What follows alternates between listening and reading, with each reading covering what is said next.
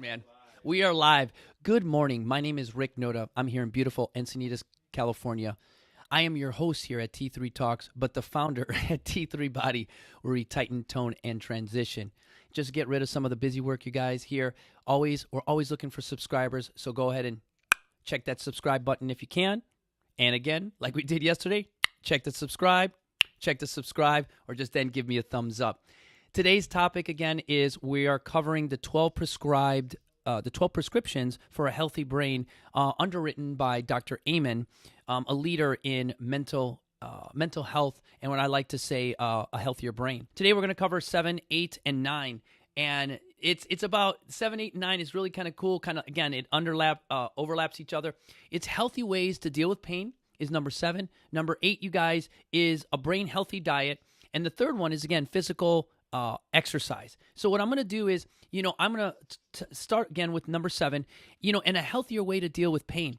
Now, you guys know that a lot of us have different ways of dealing with pain, and we also have a different pain threshold. Now, as a practicing nurse, if you'd come into the hospital or you'd come into my clinic as a primary care nurse and you're suffering from pain, I'd ask you a few questions. But the one that most people usually recognize is the pain scale. On the scale of 1 to 10, 10 being the worst pain you've ever felt, how do you feel?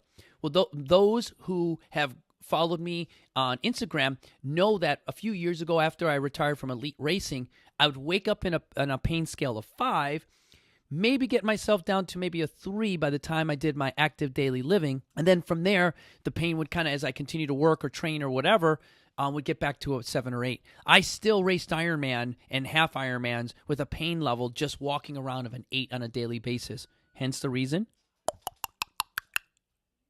Alcoholism or addictive personalities. Back then, I didn't have a healthy brain. How did I deal with pain back then? Well, I didn't have a healthy brain, so what I did was, I found a physical therapist,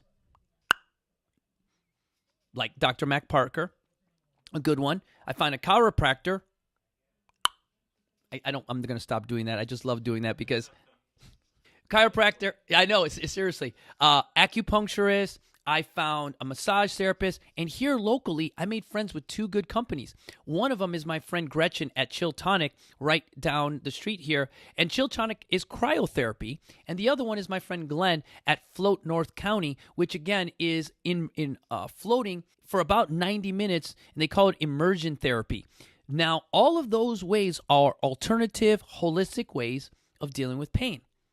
As an addictive personality, I'll now tell you how I used to deal with pain. Man, I used to shove a fistful of jelly beans in my mouth. I would shove down a Red Bull. I would go ride my bike as hard as I could. Then I'd come home. I would totally be destroyed from all the sugar I ate. And then I would sit there and start with a nice good glass of vodka. Throw in some Vicodin to make my back feel a little bit better. And then right before I was done with that full bottle of Vicodin, not the full bottle of vodka, guess what I would do? Pop a Soma.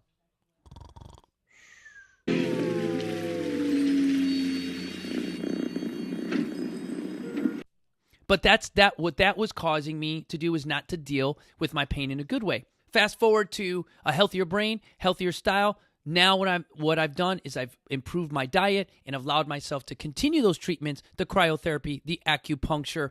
I also do massage therapy. I meditate. I do Tai Chi and Qigong.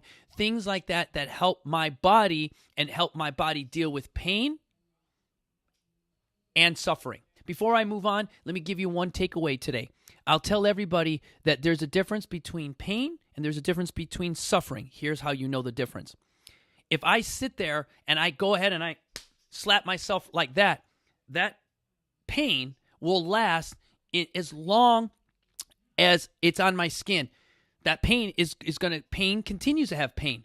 But if I do this and I do these firecrackers and my hands are starting to suffer and they want to stop, and I stop and the suffering goes away, that's what works. So suffering leads to relief, meaning the minute I stop, you get relief. Pain, that's actually still hurting. You can actually see my fingers, all right?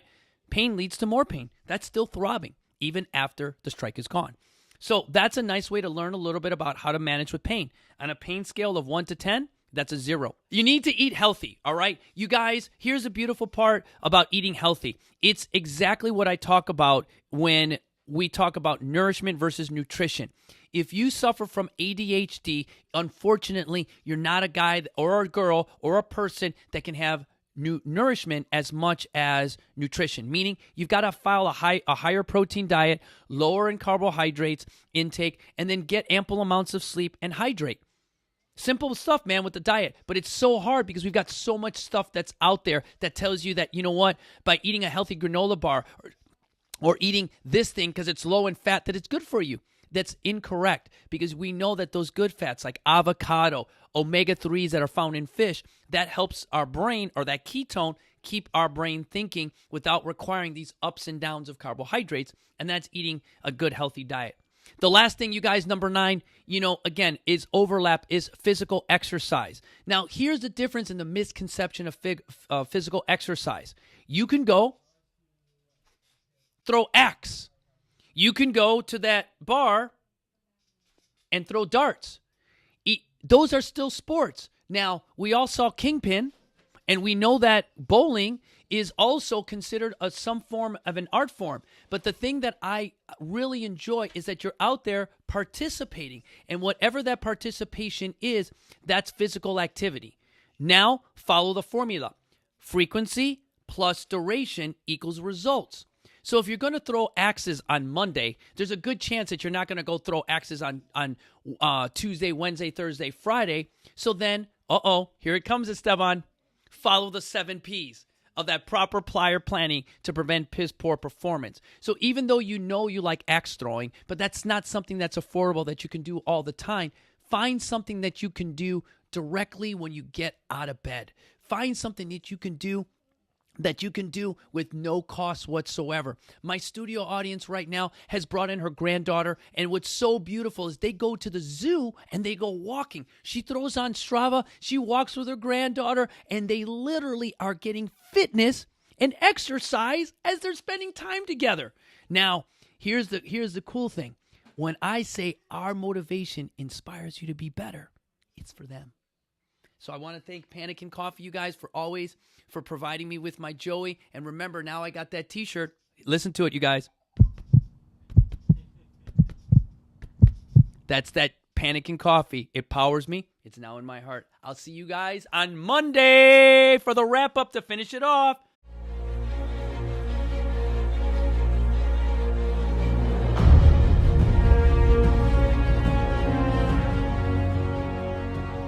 One. Rick Noda, host here at T3 Body, where we tighten, tone, and transition. To get a hold of me, check me out at info@t3bodyencinitas.com or on our social networks, Instagram at T3bodyencinitas, Facebook, we're still under that CaliFit WKO, that's our non-for-profit, and check us out and subscribe on our YouTube channel, we are T3 Talks, where our motivation inspires you to be better. See you at my next podcast.